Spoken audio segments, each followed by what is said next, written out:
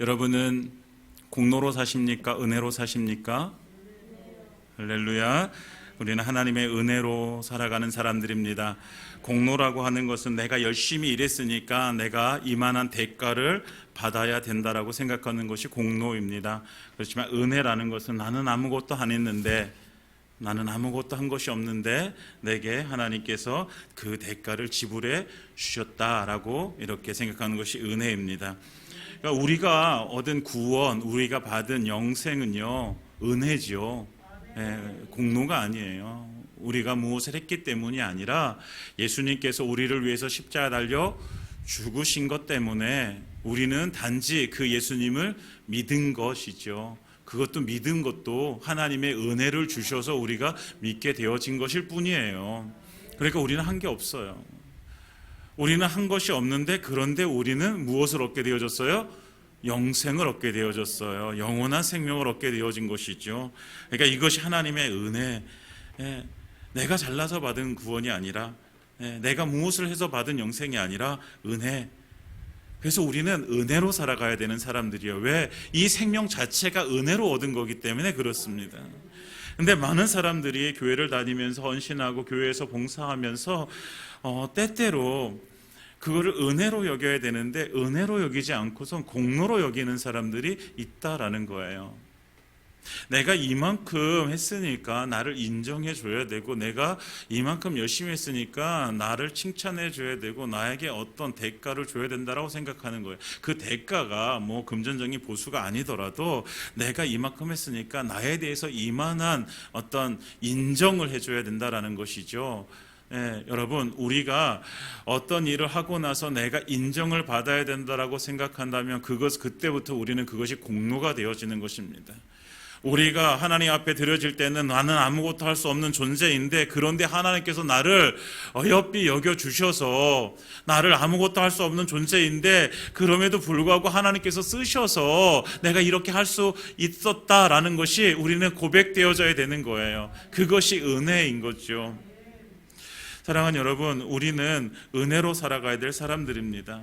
그래서 하나님 앞에 내가 할 수 있는 것은 아무것도 없습니다. 그런데 하나님께서 내게 힘을 주셔서 내가 이렇게 할 수 있었습니다. 그래서 우리는 누구한테 인정받는 사람인들에 대해 하나님께 인정받으면 되는 거예요. 물론 우리가 옆에 있는 누구 지체가 열심히 해서 어떤 일들을 하고 어떤 헌신을 하게 되어지면 우리는 마땅히 그 영혼에 대해서, 그 사람에 대해서 칭찬해주고 격려해주고 섬겨주고 해야 돼요. 뭐 하나님께서 인정해 주시는데 내 칭찬이 뭐가 필요해요? 아니에요. 우리는 칭찬해 줘야 돼요. 그렇지만 내가 어떤 일을 했을 때는 그 칭찬이 오지 않더라도 하나님께서 나를 인정해 주셨어 라고 믿고 우리는 하나님 앞에 감사해야 되는 것이죠. 그래서 그것이 은혜로 살아가는 거예요. 그런데 우리는 은혜로 산다고 얘기하지만 여전히 마음 한구석에는 뭐가 있는 거예요? 그래도 내가 이만큼 했으면 목사님은 알아줘야지. 응? 그래도 목사님 내가 너한테 전화 한번 해줘야지. 그래도 우리 목자가 나한테 잘했다고 한번 해줘야지. 사랑하는 여러분, 그 마음을 우리가 좀 내려놓고 하나님께서 다 보시고 계시고 하나님께서 나를 인정해 주신 거야 라고 이렇게 생각하면서 그 은혜로 살아가시기 바랍니다. 그래서 우리는 때때로 마음속에 그 한구석에 그런 공로의식이 있어가지고 하나님 앞에 내가 은혜로 90%를 했는데 그래도 10%는 내가 그래도 열심히 했으니까 내가 이렇게 되어진 것이 아니야 라고 이렇게 생각하게 되어져요. 여러분, 그 10%까지도 하나님의 은혜입니다. 그러면서 우리는 생각하는 거예요. 나는 그래도 믿음 좋은 사람이야. 그래도 내가 90% 은혜로 살았으니까. 여러분, 우리가 하나님께 드릴 믿음이 100%라면, 하나님께 드릴 사랑이 100%라면 하나님께서 하신 일에 대해서 이것이 은혜입니다라고 고백하면서 은혜로 살아가는 삶도 100%여야 되는 거예요. 그러니까 하나님께 드릴 것은 우리가 어떤 것들을 조금 내가 요거는 좀 남겨놔야지 하고 이렇게 남겨놓고 드리는 것이 아니라 하나님께 드릴 때는 우리의 전부를 드리는 거예요. 우리의 삶의 전부를 드리는 거죠. 그래서 우리는 은혜가 아니라 공로가 아니라 은혜로 살아가는 사람들이 되어져야 됩니다. 오늘 성경에서 그것을 말씀해 주고 있어요. 포도원 이야기가 나오는데요. 이제 이것이 천국에 대한 비유입니다. 천국은 마치라고 시작합니다. 그러니까 천국은 어떤 곳인가라는 것을 말씀해 주고 있는데, 이 결론에 대해서는 나중에 이제 말씀을 마치고 말씀드리겠습니다.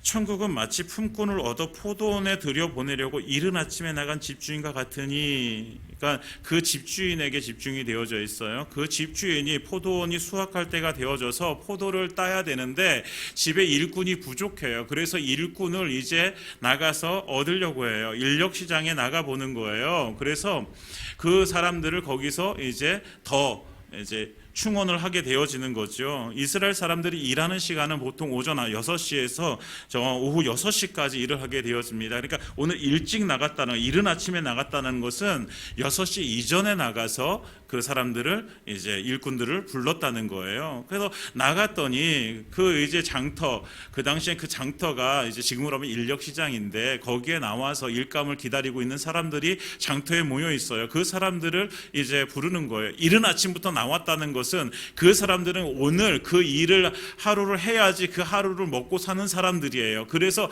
이른 아침부터 나와가지고 나를 써줄 사람이 누가 있는가, 오늘 아침에 나를 데리고 가는 사람이 있다면 오늘 너무 감사한데 오늘 그 은혜를 입었으면 좋겠다라는 마음 가지고 이른 아침부터 나와가지고 새벽부터 나와가지고 기다리고 있었던 거예요. 근데 그 사람들을 이 포도원 주인이 다 불러가지고 가서 일꾼으로 삼는 거죠. 얼마나 은혜예요, 그렇죠 여러분?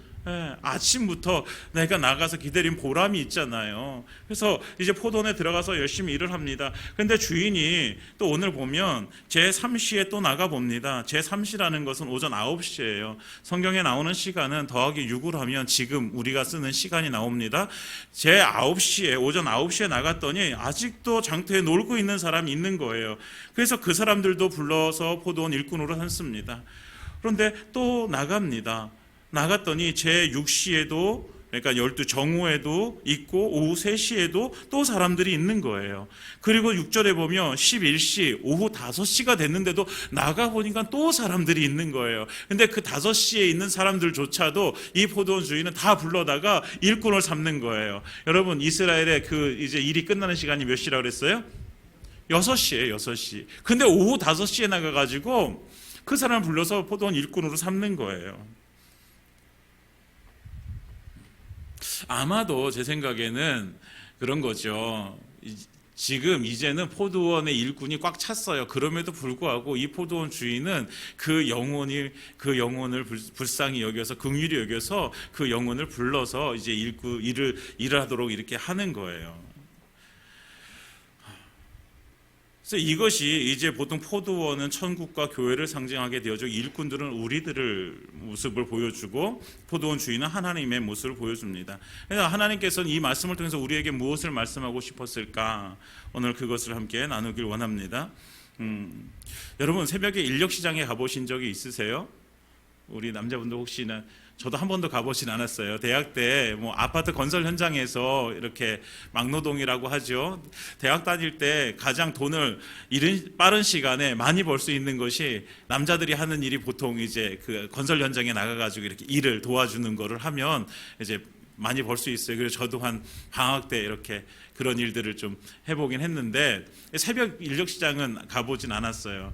그런데 제가 이제 전에 교회에 있을 때, 봉담에 있을 때에 토요일마다 성회원이라고 이렇게 불황인 시설을 가서 이제 예배를 드렸었거든요. 근데 그 지나가는 길에 인력시장이 하나가 이렇게 있어요, 건물이. 그러면 그 아침에 가다 보면 사람들이 거기에 한 40-50명씩 모여 있어요. 근데 제가 그때 가는 시간이 보통 한 8시가 넘어서 거길 지나가게 되어지거든요.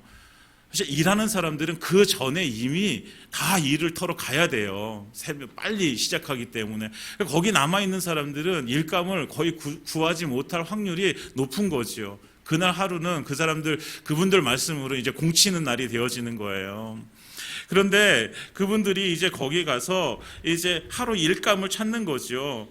그러니까 새벽부터 나가가지고 일감을 찾는데 빨리 그 일감을 찾아가지고 일터로 떠난 사람들은 자기 스스로 뭐예요? 오늘도 잘 됐다. 오늘도 운이 좋았다 이렇게 생각하지만, 다시 말하면 오늘도 참 은혜 받았구나 이렇게 생각하는 거죠. 우리 말로 하면 은혜 받은 거예요. 그런데 해가 뜰 때까지 선택을 받지 못한 사람들은 절망인 거예요. 오늘 이것을 나가가지고 내가 오늘 벌어야지, 내가 오늘 하루 먹고 살 수 있는데 오늘 나가지 못하잖아요. 그럼 오늘을 살 수 없는 거예요. 우리는 인력시장을 예를 들지만 우리 인생도 마찬가지요. 내 생각대로 풀리지 않고 내가 원하는 대로 되지 않을 때에 우리는 절망을 맛보게 되어지는 거예요. 나는 아프지 않았으면 좋겠는데 내 몸이 너무 아프고, 나는 돈에 구애받지 않고 좀 살았으면 좋겠는데 너무 돈에 쪼들려서 살게 되어지고 하면서, 어떤 때는 정말 먹고 살 것이 없어가지고 먹을 것이 없어서 너무 힘들어할 때 우리는 그것을 절망이라고 표현하는 거죠. 그럼 이런 절망적인 삶 속에서 우리는 무엇을 해야 될까? 이런 상황 속에서 우리는 그럼 포기해야 될까? 그럴 수는 없잖아요. 우리가 이런 상황들 속에서 하나님께서 우리에게 주시는 은혜를 우리는 다시 한번 보게 되어집니다. 이 사람들이요, 이제 장터에서 계속 놀고 있어요. 오늘 성경에서 장터에서 놀고 서 있는 사람들이라고 이렇게 표현하고 있는데, 장터를 떠나지 않아요. 그곳에서 이제 할 일이 없어졌어요. 이제는 자기 스스로 무엇인가 일을 구할 수 있는 형편이 되어지지 않아요. 그래서 절망이라고 표현. 여러분, 우리가 내 힘으로 할 수 있겠다고 생각될 때 절망이라고 생각 안 해요. 어떤 그 희망의 빛이 조금이라도 비친다면 우리는 그걸 절망이라고 얘기는 안 해요. 그 빛이 없어질 때에 우리는 그걸 절망이라고 얘기하는 거죠.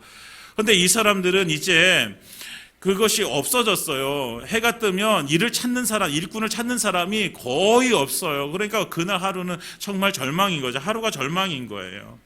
더 이상 이제 내 스스로 무엇인가 할 수 있다라는 것을 이제 포기한 거예요. 그런데 그 자기가 포기되어졌을 때 그곳에 누가 나타나요? 포도원 주인이 나타나는 거예요. 그래서 그 절망성에 있는 사람들을 만나는 거예요. 만나서 그들에게 무엇을 줍니까? 일을 주는 거예요. 그들에게 가장 필요한 것이 일감이었는데 그들에게 일할 수 있는 그 일감을 주는 거예요. 여러분, 은혜라는 것은 자기가 그렇게 어렵고 절망 속에서 내가 포기되어질 때 하나님께서 찾아오시는 것이 은혜예요. 예. 그러니까 우리가 어떤 일이 되어지는 것이 은혜가 아니라 하나님께서 나를 만나 주심이 은혜인 거죠. 예. 그러니까 우리가 은혜라는 개념을 잘 알고 있어야 돼요. 하나님이 나를 만나주시고 하나님이 나를 붙드시면 그것이 은혜입니다. 하나님이 우리를 붙드시면 하나님께서는 하나님의 일을 우리를 통해서 이루어 가실 줄 믿습니다. 그렇기 때문에 그것이 은혜가 되어지는 것이죠. 성경 속에서 이 은혜를 얘기할 때 저는 아브라함을 생각합니다. 창세기 아브라함, 믿음의 조상이라고 얘기하고 히브리 민족의 조상이 되어지는 아브라함도 하나님의 은혜를 깨닫게 되어진 것이 언제냐면 깊은 절망 속에서. 그 절망이 무엇이냐면 아브라함이 75세 때 하나님께서 약속을 해주십니다. 무엇이라고 약속해 주세요? 너에게 내가 후손을 주겠고 땅도 주겠고 너가 복의 통로가 되게 해주겠다라고 약속을 해주세요. 그것이 75세 때예요. 그런데 10년이 지나도 20년이 지나도 이루어지지 않는 약속이 있어요. 그것이 뭐예요? 후손에 대한 약속이에요. 자식이 없어요. 자식이. 그러니까 얼마나 오죽했으면 아브라함이 이제 자기 힘을 내봅니다. 자기의 이제 후손으로 자기의 이제 그 가업을 이어받을 그 이제 상속자로 누굴 삼냐면 다메섹 사람 엘리에셀을 상속자로 세우려고 해요. 근데 하나님께서 뭐라고 말씀하세요? 그 사람 아니야. 노하십니다. 그 사람 노했으니까 이제 다시 찾아봐야 되는데 없어요. 자녀가 없잖아요. 그러니까 그 아브라함이 이제 그 하갈의 그 사라의 신이었던 하갈을 자기 이제 첩으로 삼고 그 하갈을 통해서 아들을 낳게 되어진다. 그 아들의 이름이 이스마엘이에요. 그래서 하나님 앞에 그러면 이 이스마엘이 내 상속자가 되길 원합니다라고 이렇게 얘기해요. 그러니까 하나님께서 아니야라고 하세요. 걔도 아니야. 사라의 몸에서 날 자가 너의 상속자가 될 거라고 하나님께서 말씀하세요. 그런데 사라는 아직 아기가 없어요. 임신할 징조가 없어요. 이제 아기를 가질 수 있는 몸이 아니에요. 이제 여자로서 폐경이 되어져 버렸기 때문에 아이를 가질 수가 없어요. 그런데 하나님께서 누구를 통해서 아기를 주시겠다? 사라를 통해서 주시겠다라고 말씀하세요. 그러니까 이 아브라함은 이제는 자기가 할 수 있는 일은 없어요. 나는 이제 할 수 없어요. 자기 포기 선언이 되어지는 거예요. 나는 할 수 없습니다. 그런데 그 자기가 포기되어졌을 때, 자기 힘이 남아있을 때는 해보려고 했잖아요. 어떻게든 해보려고 했잖아요. 그래서 사라의 시녀도 첩으로 삼아보고, 그래서 아들도 낳아보고 했잖아요. 근데 아니라고 하시니까 이제는 끝난 거예요. 예. 폐경된 여인의 몸에서 이제 아기를 가질 수 있는 거는 불가능한 거예요. 그래서 이제 절망인 거죠. 이게 후손을 내 상속자를 가질 수 있다는 절망인데, 하나님은 그런데 그때도 만나 주시는 거예요. 만나 주시는 게 은혜라고 얘기했잖아요. 하나님 만나셔서 뭐라고 말씀하세요? 1년 후에 네가 이제 아기를 안게 되어질 것이라고 약속해 주시는 거예요. 네. 이해할 수 없어요.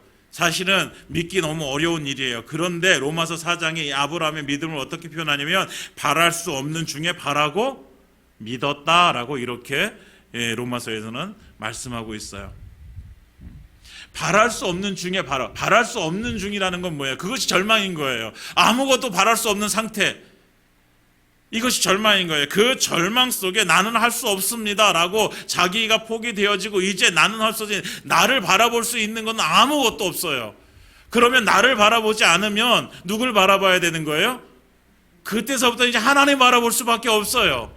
하나님만이 나를 채워줄 수 있고, 하나님만이 나의 이 문제를 해결해 줄 수 있는 분이라고 내가 고백할 수밖에 없어요. 그때부터 나를 바라볼 희망이 없어요. 나에겐 희망이 없어요. 희망이 없는 나를 깨닫고 내가 포기되어지고, 그때부터 하나님을 바라볼 때 하나님은 나를 만나 주시고, 하나님께서는 그 만나 주심 가운데 일하기 시작하시는 거죠. 사랑하는 여러분, 하나님의 일하심은요, 내가 포기되어질 때 하나님은 일하시기 시작하는 거예요. 내가 무엇인가를 하게 할 수 있겠다고 생각할 때는 우리는 하나님을 의지하지 않아요. 그냥 내 힘으로 하지요. 그런데 아무것도 할 수 없다라고 생각되어질 때는 하나님은 어떻게 하세요? 그때서부터 이제 찾아오셔서 만나주시고 일하기 시작하십니다. 바랄 수 없는 그 상황 속에, 아무것도 할 수 없다라고 생각되어지는 그 상황 속에 찾아오셔서 하나님은 다시 일하기 시작하십니다. 그래서 그것이 믿음의 역사가 되어지는 것입니다. 세상 사람들은 노력하다 안 되면 포기해버립니다. 우리도 마찬가지로 그렇습니다. 하다가 또 안 되면 우리도 포기합니다. 그런데 오늘 하나님께서 포기하지 말아야 될 이유를 말씀해 주고 계세요. 왜요? 하나님이 만나주시면 됩니다. 사랑하는 여러분, 하나님이 만나주시면 됩니다. 우리의 삶 속에 하나님께서 찾아오셔서 우리를 만나주시면 그때서부터는 하나님께서 일하시기 시작하실 것입니다. 그런데 그때 우리에게 필요한 것이 그 하나님을 믿는 믿음으로 나아가는 거예요. 하나님이 찾아오셔서 나에게 그 절망 속에서 나에게 희망을 주시고, 그 절망 속에 나를 일으켜 세워주시고 다시 하나님께 세워주실 것을 믿을 때에 하나님께서는 그 가운데 오셔서 다시 일하시고, 그래서 하나님께서는 우리에게 다시 일어나서 걷게 하시는 은혜를 누리게 하실 줄 믿습니다.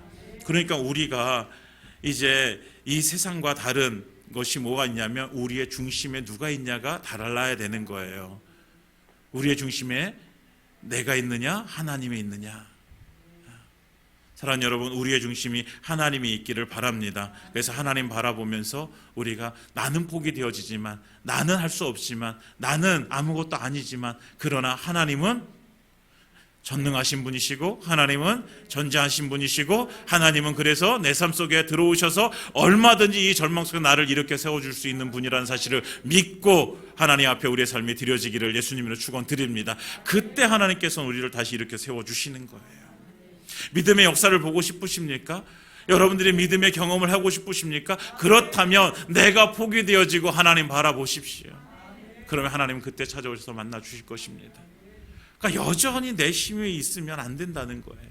힘을 빼야죠. 이제 열심히 사람들이 포도원에 들어가서 열심히 그 사람들이 일을 하게 되어졌습니다. 오후 6시가 되어서 이제 일을 마칠 시간이 되어졌어요. 이제 포도원의 일을 다 마치고 품삯을 계산할 시간이 되어졌습니다. 근데 1절과 2절에 보면 이른 아침에 나가서 집주인이 그 품꾼들과 약속을 하나 합니다. 뭐라고 약속한 2절에 보면 그가 하루 한 데나리온씩 품꾼들과 약속하여 포도원에 들여보내고 하루에 몇 데나리온이요? 한 데나리온을 약속했어요. 여러분 이게 중요합니다. 한 데나리온 약속했어요. 그런데 오늘 제3시에 나가서 4절에 보면 제3시에 나가서 불러온 사람들에게 그 일꾼들에게는 뭐라고 얘기하냐면 내가 너희에게 상당하게 주리라 라고 이렇게 약속했어요. 이들에게는 한 데나리온이라고 표현을 안 했어요. 그냥 상당하게 주겠다라고 해서. 마찬가지로 6시, 9시, 제11시에 온 사람들에게도 아마도 여기 나와 있지만 상당하게 주리라 약속하셨을 거예요. 그러니까 얼마를 받고 일할지는 모르겠어요. 오후 5시에 온 사람은 오늘 1시간 일했으니까 1시간의 품값을 받겠지라고 생각했을 거예요. 그렇잖아요, 여러분. 1시간만큼의 일한 값을 받겠지라고 이렇게 생각하고 이제 일을 했단 말이에요. 그런데 8절에 보니까 저물매 오후 6시가 되어졌어요. 포도원 주인이 청지기에게 이르되 품꾼들을 불러 나중 온 자로부터 시작하여 먼저 온 자까지 삭슬 주라. 이제 오늘 하루의 일당을 주라라고 했는데 누구부터? 나중 온 자부터 주라고 하십니다. 나중 온 자로부터. 그러니까 오후 5시에 온 사람이 제일 먼저 가서 받겠죠. 오후 5시에 온 사람이 이제 그 청지기 앞에 이제 이렇게 쫄래쫄래 가가지고 이제 오늘 하루 일당을 받으려고 하는 거예요. 1시간 일한 일당을 받으려고 했겠죠, 여러분. 그 마음속에 1시간 일하고 그 사람이 하루 일당을 받으려고 했겠습니까? 아니란 말이에요. 1시간 일한 일당 주겠지라고 이렇게 갔는데 이게 웬일이에요? 얼마를 줍니까? 한 데나리온을 주는 거예요. 한 데나리온.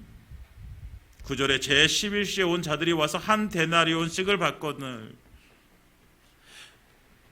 1시간 일했는데 한 데나리온을 받은 거예요. 오후 3시에 온 사람도 정오에 온 사람도 오전 9시에 온 사람도 다 한 데나리온씩 받는 거예요. 그런데 그들 마음속에는 어떤 마음이 있었냐면 먼저 온 사람들이 와서 더 받을 줄 알았더니 그들 마음속에는 무엇이 있었던 거예요? 저 사람 한 시간 일하고 한 데나리온 받았으니까 나는 저 사람보다 조금 더 받겠지라고 생각해요. 이런 마음이 제일 컸던 사람이 누굴까요? 제일 먼저 온 사람. 이 제일 먼저 온 사람은 내가 그래도 얼마나 저 사람보다 얼마나 많은 시간을 더 일했고 얼마나 땀 흘리면서 내가 더 많이 일했는데 더 주겠지라고 생각했어요. 그런데 정말 이게 웬일이에요? 그 사람들에게 똑같이 얼마를 줍니까? 한 데나리온씩 줍니다. 아마 그 품값을 받을 때 깜짝 놀랐어요. 이거밖에? 그리고 집주인을 찾아갑니다. 그리고 11절에는 받은 후 집주인을 원망하여 이르되 원망하게 되어집니다. 원망해요. 그리고 따집니다. 저 사람과 비교해서 내가 땡볕에 일한 시간이 얼마인데 똑같이 줍니까? 그러니까 더 받을 줄 알았다는 거죠. 그러니까 왜 원망합니까, 여러분? 이 사람이 왜 원망할까요? 이른 아침에 나가서 자기를 일꾼으로 써줄 때까지만 해도 이 사람에게는 그것이 내가 오늘 하루 일을 할 수 있구나, 오늘 하루 일해서 내가 오늘 하루 이제 벌어서 먹을 수 있구나 라고 생각했을 때까지는 그것이 은혜였어요. 열심히 일할 때까지도 그것이 은혜였어요. 그런데 막상 이제 그 품값을 받을 때가 되니까 나보다 덜 일한 사람이 한 데나리온 받는데 나도 똑같이 한 데나리온 받는다라고 이것을 보니까 이것이 이제 은혜가 아니라 무엇이 된 거예요? 이것이 자기 공로가 되어지는 거예요. 내가 이만큼 일했는데, 내가 저 사람보다 이만큼 더 많이 일했는데 나에게 이게 똑같이 줘. 그때부터 그것이 공로가 되어지는 거예요. 여러분, 은혜를 잃어버리면 그때서부터 내 공로가 되어집니다. 공로가 되어지면요, 그때서부터 하는 것이 뭐냐면 은혜인 사람은 감사하게 되어져 있어요. 그런데 공로인 사람은 뭐하게 돼 있어요? 원망하게 되어져 있어요. 내가 이만큼 했는데, 내가 이만큼 하나님 앞에 이렇게 헌신하여 충성했는데, 봉사했는데, 내가 하나님 이만큼 내가 헌금했는데, 내가 이만큼 내가 하나님 앞에 내가 이런 삶을 살았는데 하나님 저한테 이거밖에 안 주십니까? 우리가 공로로 살면 이렇게 되어져 있다라는 거. 이 사람들이 이제는 그 은혜를 잃어버리고 자기 공로를 세우는 거예요. 자기 공로가 되어지는 것이죠. 아무것도 안 했을 때는 은혜예요. 그렇지만 자기가 무엇인가 했단 말이에요. 더 많이 했단 말이에요. 그러니까 그것을 공로로 여기는 거예요. 내가 한 것보다 더 형편없는 대우를 받았다고 생각하는 거죠. 로마서 4장 4절과 5절에 이렇게 말씀하고 있습니다. 일하는 자에게는 그 삭시 은혜로 여기지 아니하고 보수로 여겨지거니와 이를 아니할지라도 경건하지 아니한 자를 의롭다 하시는 이를 믿는 자에게는 그를 믿음을 의로 여기시나니. 아멘. 일하는 사람은 그것을 삭시 아니라 그것을 자기의 보수로 여기는 거예요. 보수. 그렇지만 일하지 않은 자에게는 그것이 은혜가 되어지는 것입니다. 일했기 때문에 더 많이 받는 것이 아니라 더 이상 그 사람들이 은혜가 아니라 이제 보수로 여기기 때문에 그것이 자기 공로가 되어지고 그때서부터는 이제 불평하게 되어지고 원망하게 되어지는 것이죠. 근데 이 가운데서 지금 이 시간에도 은혜로 여기는 사람이 있잖아요. 오후 5시에 온 사람. 그 사람 여전히 은혜예요. 나는 한 것이 없는데. 그런데 그 사람들 앞에서 나보다 먼저 온 사람들이 받는 것을 보면서 그래도 자기는 은혜라고 생각할 거예요. 왜? 자기는 아무것도 한 것이 없기 때문에. 우리에게 필요한 것이 바로 이것입니다. 나는 아무것도 한 것이 없습니다. 나는 아무것도 아닙니다.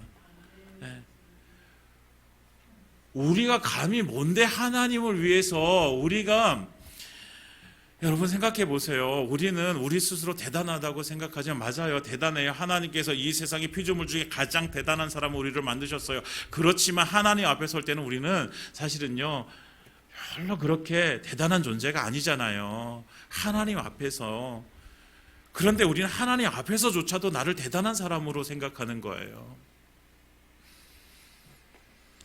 사랑하는 여러분, 우리가 하나님께서 나를 구원해 주신 은혜, 그리고 나를 인도해 주시는 은혜, 나에게 채워주시는 은혜, 나를 살게 하시는 은혜, 여러분 이것이 다 은혜입니다. 내가 무엇을 했기 때문에 하나님께서 나를 잘 보아주시고 그래서 나를 하나님께서 그렇게 인도하시고 채워주시고 나를 살려주시고 하시는 것이 아니라 그냥 하나님의 은혜예요. 그래서 이 은혜를 은혜되지 못하게 만드는 것이 무엇이냐? 첫 번째가 이 공로의식이에요. 공로의식. 우리에게 공로의식이 생겨나기 시작하면서부터 은혜를 은혜로 여기지 않게 되었습니다. 사랑하는 여러분, 우리의 마음속에서 이 공로의식을 제거버리시기를 예수님으로 축원드립니다. 이 공로의식만 있는 것이 아니라 우리를 은혜가 은혜되지 못하게 만드는 것이 또 하나가 있는데 그것이 비교의식이에요. 비교하는 거예요. 지금도 마찬가지로 비교하잖아요. 나는 이만큼 일했는데 쟤는 나보다 조금 일했어. 비교하잖아요. 비교하다 보니까 나는 더 우월한데 쟤는 열등해. 우월감이 생기는 것이고 열등감이 생기는 거예요. 여러분, 열등감이 생기는 이유가 남과 비교하기 때문에 열등감이 생기는 거예요. 세상에요, 나 혼자만 산다고 해보세요. 그러면 비교 대상이 없어요. 그러면 우월할 것도 없고 열등할 것도 없어요. 그런데 꼭 누군가와 비교하기 때문에 내가 열등하다고 생각하는 거죠. 내가 우월하다고 생각하는 거예요. 비교해서. 근데 이 비교의식에 사로잡혀 버리면요, 우리는 은혜를 잃어버리게 되어져요. 왜? 같이 교회 생활하는데, 여러분 우리도 같이 교회 생활하잖아요. 우리가 예배 생활하고 함께 하나님을 섬긴단 말이에요. 그런데 저 사람보다, 저 집사보다 내가 훨씬 더 하나님 앞에 헌신하고 내가 훨씬 더 하나님 앞에 열심히 하는데, 그런데 되어지는 일 보면 나보다 저 집사 더 잘 되는 것 같아. 그때부터 비교하기 시작하는 거예요. 그러면서 왜 하나님, 나는 저 집사보다 훨씬 더 열심히 일하는데 왜 저에게는 왜 그렇게 은혜를 안 주십니까? 라고 하나님께 원망하게 되어지는 것이죠. 사랑하는 여러분, 비교하지 마시기 바랍니다. 비교의식 가지고 살지 마시기 바랍니다. 이것이 너무 힘들어요. 비교 안 하는 것이 힘들어요. 사실 우리 마음속에 다 이렇게 비교하면서 살잖아요. 그런데 자꾸만 우리가 그것을 깨버려야 돼요. 이것을 깨버려야 돼요. 우리는 스스로 다른 사람들과 비교하면서 나는 안 돼, 나는 못해, 이런 열등감을 갖게 되어지잖아요. 이것이 얼마나 손해예요. 나에게도 손해고 하나님께도 손해예요. 그런데 또 다른 또 이 반대로는요, 다른 사람과 비교해서 내가 우월하다고 생각하는 거예요. 우월하다고 생각하면서부터 우리는 교만이 생겨나기 시작하는 거예요. 교만하기 시작하는 거예요. 이것도 마찬가지로 나에게 손해고 하나님께 손해예요. 왜 나에게도 손해가 되고 하나님께 손해가 되는 일을 하겠어요? 여러분, 우리가 비교하지 않았으면 좋겠습니다. 비교라는 것은요, 우리는 비교의 대상이 아니에요. 비교라는 것은 무엇을 비교하는 거예요? 내가 TV 하나가 필요한데 삼성 TV를 살 것인가 LG TV를 살 것인가, 그 스펙을 비교해보고 그 가격을 비교해보고 하면서 우리는 그것을 비교하는 거예요. 이것이 비교예요. 우리가 어떤 상품에 대해서는 비교를 하죠. 그런데 여러분, 비교할 수는 없는 것이 있잖아요.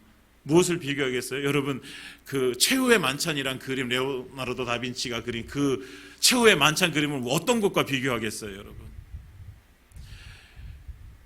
저는 그림에 문외한이지만 그 피카소가 그린 그림을 보면 더 이해할 수 없어요. 여러분들 그렇잖아요, 그렇죠? 그런데 그 피카소가 그린 그림을 무엇과 비교하겠어요? 여러분, 레오나르도 다빈치의 최후의 만찬이 더 위대합니까? 피카소의 그림이 더 위대합니까? 비교할 수가 없는 거예요. 여러분, 작품은 비교할 수가 있어요. 상품은 비교할 수 있는데 작품은 비교할 수 없는 것입니다. 그런데 하나님께서 에베소 2장 10절에 우리는 그의 만드신 바라라고 말씀하면서 우리를 하나님께서 만드셨대요. 하나님의 손길을 통해서 우리를 만드신 하나님의 작품인 거예요. 하나님의 작품인데, 내가 하나님의 작품인데, 그러면 나를 누구와 비교하겠어요, 여러분? 비교할 대상이 없는 거예요. 작품이잖아요. 하나님의 작품인데 비교할 대상이 없는. 근데 우리는 자꾸만 비교하는 거예요. 나도 하나님의 작품이고 내 옆에 있는 사람도 하나님의 작품입니다. 여러분, 옆에 있는 분들 한번 쳐다보시기 바랍니다.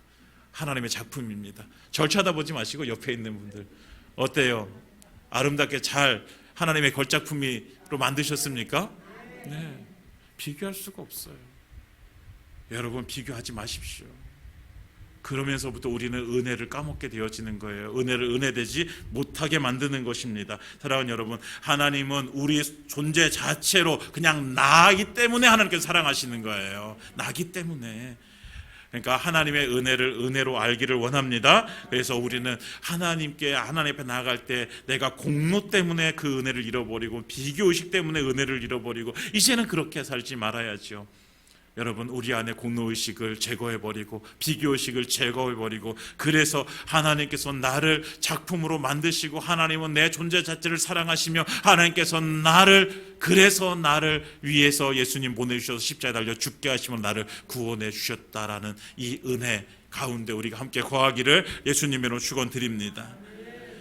하나님께서 이 포도원 주인이 이제 이 품꾼들에게 다 하나씩 나눠주면서 한 대나로 나눠주면서 원망하는 그 사람들에게 이렇게 말씀하십니다. 13절에 친구여, 내가 내게 잘못한 것이 없노라. 내가 나와 한 데나리온의 약속을 하지 아니하였느냐. 내 것이나 가지고 가라. 나중은 이 사람에게 더 주는 것은 내 뜻이니라. 이게 너무 중요한 거예요. 이것은 내 뜻이니라. 이게 하나님의 뜻인 거예요. 이거 주인의 뜻인 거예요. 주인의 뜻. 여러분, 처음에 천국은 마치라고 하면서 이것이 천국에 대한 비유라고 말씀드려요. 천국은요, 하나님의 주권 가운데 있는 것이라는 거예요. 천국은요, 하나님의 뜻 가운데, 하나님의 주권 가운데 하나님께서 이루실 나라예요. 하나님의 이루신 나라예요.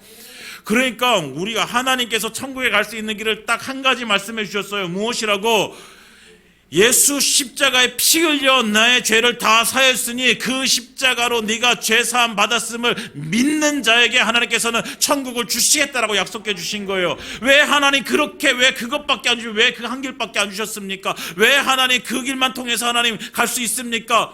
우리가 따져 물을 수 없는 거예요. 왜? 그것이 하나님의 뜻이에요. 그것이 하나님은 하나님의 뜻대로 하나님께서는 행하시는 거예요. 그래서 우리는 그 하나님의 뜻을 우리는 알아야 돼요. 네. 그러니까 하나님은요, 하나님의 뜻을 이루시는 분이에요. 절대로 오해하지 마세요. 하나님은 우리의 뜻을 이루시는 분이 아니에요. 하나님은 하나님의 뜻을 이루시는 분이에요. 그러면 우리가 가장 행복하고 가장 유익한 삶을 살기 위해서는 어떻게 되어질까요? 하나님의 뜻과 내 뜻이 똑같아지면 되는 거예요. 똑같아지면. 근데 이게 어떻게 똑같아요? 하나님의 뜻을 알아야지 똑같아지죠. 하나님의 뜻을 어떻게 알 수 있어요? 하나님은요, 계속해서 하나님의 뜻을 우리에게 말씀해 주고 계세요. 무엇을 통해서? 성경을 통해서, 우리가 기도할 때 그 성령의 감동을 통해서 계속해서 하나님의 뜻을 알려주세요. 그런데 그 하나님의 뜻을 받지 못하는 것을, 그것을 내가 받아들이지 못하는 것은 뭐예요? 여전히 내 마음속에 무엇이 있기 때문이에요? 여전히 내 자아가 있기 때문이죠. 여전히 내가 살아있기 때문에. 내가 수용할 수 있는 것은 내가 수용할 수 있는 것은 수용하고 받아들이지만, 그것은 내가 수용할 수 없을 것 같아. 그러면 우리는 그것을 배척하게 되어지는 거예요. 그러면서도 우리는 또 우기는 거죠. 왜 하나님의 내게 왜 이런 시련과 왜 이런 고난을 주십니까? 라고. 하나님의 뜻대로, 하나님께서는 하나님의 뜻대로, 물론 하나님의 뜻 가운데 우리를 고난 가운데 밀어넣으실 때가 있다라는 사실을 우리는 기억해야 됩니다. 그것은 하나님께서 우리를 무엇하시기 위해서? 연단시키셔서 더 큰 믿음 가운데 거하게 하기 위해서, 그래서 더 성숙한 믿음을 갖게 하기 위해서 하나님께서 우리를 고난 가운데 밀어 넣으세요. 그러나 하나님 약속해 주셨어요. 네가 피할 고난을 내가 주지 않겠다. 혹시 그 고난이 당할지라도 너에게 피할 길을 내가 주겠다라고 이렇게 말씀해 주셨어요. 약속해 주셨어요. 이것이 하나님의 사랑이고 하나님의 은혜예요. 그런데 우리가 하나님께서 우리에게 주시는 그 고난 외에도 우리가 하나님의 뜻대로 살지 않았기 때문에, 다시 말하면 우리의 죄 때문에 당하는 고난이 있단 말이에요. 이것과 헷갈리면 안 돼요. 이것과 우리가 헷갈릴 때가 있어요. 나는 여전히 믿음으로 살았는데 하나님께서 나에게 왜 이런 고난을 주시나? 그것이 믿음의 연단도 아닌데, 내가 죄 때문인데 꼭 그것이 하나님께서 내가 미워서 주시는 것처럼. 아니요, 그냥 우리의 죄 때문에 하나님께서 그것을 허용하신 거예요. 그래서 하나님께서는 말씀하세요. 15절에 이렇게 말씀하십니다. 내 것을 가지고 내 뜻대로 할 것이 아니냐? 내가 선함으로 내가 악하게 보느냐? 하나님은 하나님의 것을 가지고 하나님의 뜻대로 하나님께서 하시겠다라고 말씀하시는 거예요. 사랑하는 여러분, 저와 여러분들은 누구의 것입니까? 다시 한번 질문합니다. 저와 여러분들은 누구의 것입니까? 정말 그렇게 믿으십니까? 그러면 우리의 인생은 누가 마음대로 하실 수 있어요? 하나님의 마음대로 하실 수 있는 인생이에요. 말씀하시잖아요. 내 것을 가지고 내 뜻대로 할 것이, 하나님의 뜻대로 하시겠다는 거예요. 그러면 우리가 하나님의 뜻대로 되어지는 것에 대해서 무엇해야 되는 거예요? 감사해야 되는 거죠. 하나님의 뜻대로 되어지는 것이 은혜라고 우리는 생각해야 되는 거예요. 왜 하나님의 뜻대로 나를 하나님께 뜻대로 인도해 주시고 하나님의 뜻대로 함께 하시는데, 근데 왜 하나님의 뜻대로 되어진 것에 우리가 불평을 해요? 왜 원망을 합니까? 사랑하는 여러분, 우리가 하나님의 뜻대로 이루어지는 우리의 삶이 우리에게 은혜라는 사실을 우리는 기억해야 됩니다. 하나님은 자기의 소유된 백성을 그냥 버려두지 않으십니다. 우리를 하나님의 것으로 부르셨어요. 하나님의 것. 하나님의 것으로 부르심을 받았다면 이제 하나님께서는 우리의 삶을 책임져 주시겠다라는 거예요. 하나님께서는 우리의 삶을 책임져 주시고 하나님의 뜻을 이루시겠다는 거예요. 우리를 통해서 하나님이 원하시는 일들을 하시겠다라는 거예요. 사랑하는 여러분, 우리 마음 가운데, 우리의 생각 가운데 이제는 내 모든 삶이 하나님의 것임을 인정하고, 그래서 우리는 공로로 살 수 없고 우리는 은혜로밖에 살 수 없는 존재라는 사실을 인정하고 하나님의 뜻을 이뤄가는 그 삶을 살아가시기를 예수님 여러분 축원드립니다. 이제 말씀을 마치겠습니다. 예수님께서 십자가 위에 돌아가십니다. 그리고 3일 후에 부활하세요. 무엇 때문에 그렇게 하셨어요? 우리를 구원하시기 위해서. 이것이 누구의 뜻이에요? 하나님의 뜻이에요. 하나님께서 그 구원을 그렇게 계획하셨어요. 그 계획을 예수님께서는 이루신 거죠. 하나님의 뜻을 이루신 거예요. 무엇을 들여서? 자기 생명을 죽이면서 그 뜻을 이루신 거예요. 예수님께서. 그것이 우리의 생명을 주시기 위해서. 그러니까 우리가 그 예수님의 죽음으로 인해서 우리가 생명을 얻은 것이 우리에게 은혜입니다. 그 생명까지 주시면서 우리에게 그 은혜를 베풀어 주신 하나님께서 우리에게 우리에게 인색하게, 우리에게 아까워서 하나님께서 우리에게 다른 것을 주시지 않으실까요? 여러분 한번 생각해 보세요. 내 자기 목숨까지 주신 분이 아까워서 안 주시겠어요? 아니잖아요. 네. 인색하신 분이 아니시란 말이에요. 차고 넘치도록 흔들어서 주실 분이 우리 하나님이십니다. 그런데 우리가 그 은혜를 받지 못하는 것이 무엇이냐? 여전히 무엇 때문에? 여전히 내 공로로 살기 때문에, 여전히 내 마음 가지고 살기, 내 자아 가지고 살기 때문에. 하나님이 원하시는 건 딱 한 가지예요. 내 자신을 죽이고 오직 믿음으로 예수 바라보고 살아라. 우리에게 주시는 딱 한 가지 메시지예요. 우리가 하나님 앞에 살아갈 그 삶의 모습은 이거예요. 하나님 앞에 믿음을 들여서 그 주님 바라보고 살아가는 것. 내가 복받기 위해서가 아니라 하나님의 그 자녀로서의 삶이 그렇게 살아가는 게 당연하고 마땅한 것이라는 거예요. 여러분, 이제는 우리가 그 마땅한 삶을 살았으면 좋겠습니다. 내가 예수를 믿지 않는다고 생각, 내가 그렇게 예수 믿지 않아라고 고백한다면 상관없어요. 그러나 우리가 내가 예수를 믿는다라고 고백하고 내가 정말 예수 십자가의 그 은혜를 내가 인정하고 내가 그것을 고백한다면 이제는요, 우리는 내 것이 아니라 하나님의 것이고 이제 내 뜻이 아니라 하나님의 뜻을 이뤄가야 될 존재이고 이제는 하나님 때문에 내가 이 땅 가운데 살아갈 이유와 목적을 가진 존재라는 사실을 우리는 알아야 된다는 것입니다. 사랑하는 여러분, 이것을 우리가 이제는 알고 믿음으로 하나님께 나아가길 원합니다. 그래서 이제는 내 자아가 죽어지고 이제 내 공로가 아니라 오직 하나님의 은혜입니다. 우리의 삶 가운데 모든 것들이 하나님의 은혜임을 고백하며 그 은혜 가운데 살아가는 저와 여러분들의 삶이 되어지기를 예수님의 이름으로 축원드립니다.